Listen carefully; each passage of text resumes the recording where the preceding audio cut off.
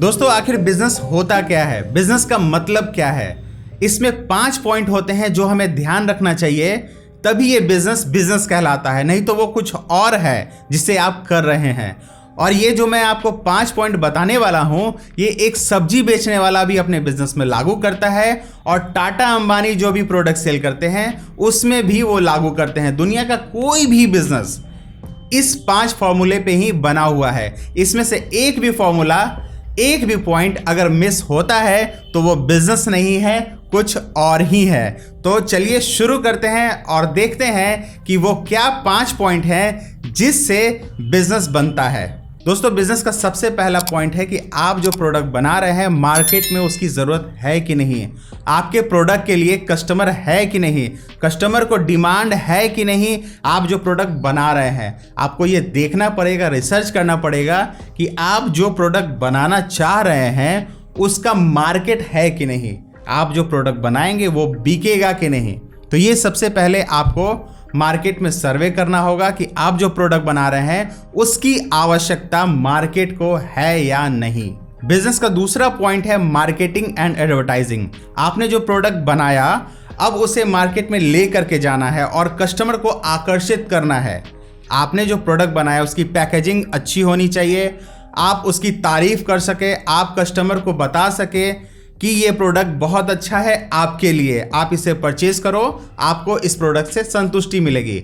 आपको ग्राहक को आकर्षित करना आना चाहिए अपने प्रोडक्ट पे।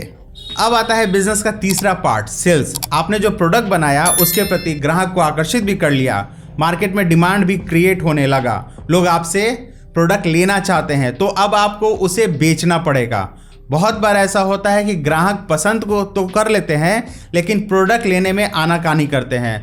हो सकता है कि वो आप जो प्रोडक्ट बेच रहे हैं उसका रेट ज़्यादा हो, दूसरे जगह वैसा ही प्रोडक्ट सस्ते में मिल रहा है। तो फिर ये आपको देखना होगा कि आपके प्रोडक्ट का रेट क्या है और आपको उस प्रोडक्ट को अपने कस्टमर को बेचना होगा और उनसे पैसे निकलवाने होंगे। ये बहुत ही ज़्यादा इम्पॉर्टेंट पार्ट होता है बिजनेस का और काफ़ी ज़्यादा टफ होता है। इसमें आपके सेल्समैन, RSM, ASM सारे लगे होते हैं, या फिर आप खुद ही अकेले इस बिज़नेस को कर रहे हैं तो आपको भी इस पे पूरा ध्यान देना चाहिए कि कैसे कस्टमर को वो प्रोडक्ट सेल करें और कस्टमर से पैसे निकलवाएं। ये बहुत ही ज़्यादा इम्पॉर्टेंट पार्ट है। हम लोग प्रोडक्ट तो बना लेते हैं, उसकी पैकेजिंग बहुत सुंदर कर लेते हैं, मार्केटिंग भी बहुत अच्छी कर लेते हैं, लेकिन प्रोडक्ट बेचने में बहुत ज़्यादा दिक्कतें आती हैं। तो ये भी एक बहुत इम्पॉर्टेंट पार्ट है, आपको इसका ध्यान रखना चाहिए। अब आते हैं बिजनेस के चौथे पार्ट पे, वैल्यू डिलीवर। मतलब कि आपने जो प्रोडक्ट कस्टमर को बेचा वो वैसा ही है जैसा आपने कमिटमेंट किया था या फिर कुछ और है। आपको ये सुनिश्चित करना होगा कि आपने कस्टमर से जो कमिटमेंट किया है वो प्रोडक्ट उन्हें मिल रहा है कि नहीं। वही प्रोडक्ट एज इट इज मिलना चाहिए। कस्टमर को संतुष्टि दिलाना भी आपका काम है। अगर आपने प्रोडक्ट देने के बाद आफ्टर सेल सर्विस की भी बात बोल रखी है तो वो भी आपको ये सुनिश्चित करना पड़ेगा कि उन्हें मिल रहा है कि नहीं। कस्टमर को संतुष्ट करना भी आपकी बहुत बड़ी जिम्मेवारी है। अगर आपके कस्टमर आपके प्रोडक्ट लेने के बाद संतुष्ट हैं तो यानी कि आपके कस्टमर दोबारा आपसे वो प्रोडक्ट परचेज करेंगे। दोस्तों बिजनेस का लास्ट और सबसे इंपॉर्टेंट पार्ट, प्रॉफिट जनरेट करना। आपने एक प्रोडक्ट बनाया, उसकी मार्केटिंग करी, उसका सेल किया और आपने वो प्रोडक्ट उन्हें वैसे ही दिया जैसा आपने कमिटमेंट किया था, आपके ग्राहक भी संतुष्ट हो गए। अब क्या है, अब आपको प्रॉफिट होनी चाहिए उस प्रोडक्ट में।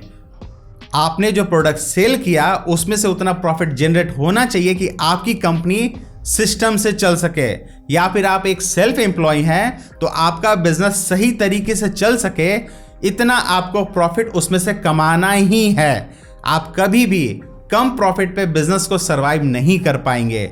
आपने अगर एक बिजनेस की शुरुआत करी है तो आपके बहुत सारे खर्चे होंगे और आपको अगर अपना बिजनेस को बढ़ाना है तो आपको एक प्रॉफिट उसमें डालना ही पड़ेगा जिससे कि आपका बिजनेस रन कर सके प्रॉपर तरीके से। अगर आपने अपने बिजनेस में प्रॉफिट पे ध्यान नहीं दिया तो आपका बिजनेस ज़्यादा दिन तक नहीं चलेगा।